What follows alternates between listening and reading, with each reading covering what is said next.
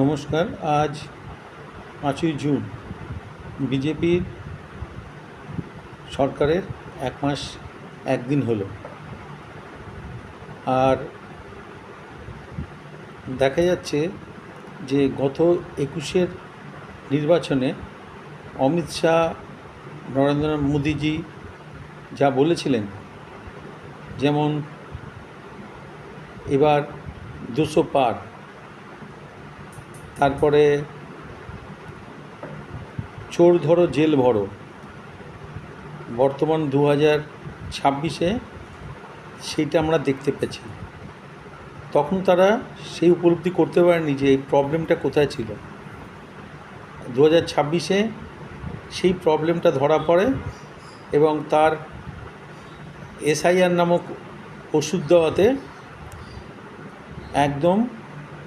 পুরো একদম উই পোকা ছাড় পোকার বংশ নির্বংশ হয়ে যায়। এটা আমরা দেখতে পেয়েছি। আর এখন চারিদিক থেকে এইখানে কাউন্সিলর ছাড়ছে, খাটের তলায়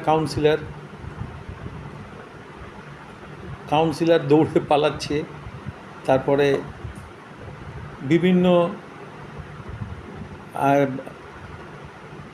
এমএলএর পেছনে পুলিশ দৌড়চ্ছে, গিয়ে খোঁজ পাচ্ছে না,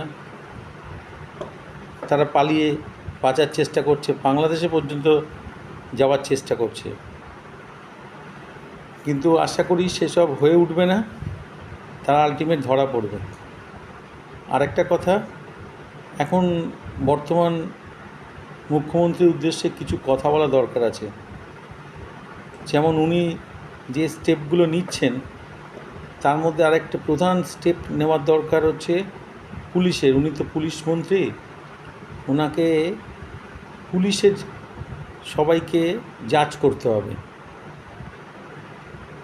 পুলিশকে ইন্ডিভিজুয়ালি তাদের করাপশান কতটা দূর গেছে সেইগুলো নিয়ে তদন্ত করার দরকার আছে। হয়তো উনি ওটা কিছুদিন পরে করবেন, আমার যা মনে হয়। এখন আপাতত একটা স্থিতিশীল অবস্থায় আসার পর উনি ধীরে ধীরে ওই কাজে হাত দেবেন। কেন, নাহলে হঠাৎ করে ওটা যদি হাত দেন তাহলে হয়তো হিতে বিপরীত কিছুটা হতে পারে। কেন, তাদের দিয়ে কাজ করাতে হচ্ছে, তো তাদের দিয়ে চোর ধরতে হচ্ছে। এখন তাদের পেছনে এখন লাগাটা ঠিক হবে না। আগে চোর ধরার পর্বটা শেষ হোক, তারপরে তাদের নিয়ে পড়তে হবে, এটুকু আমার মনে হয়। আর উনি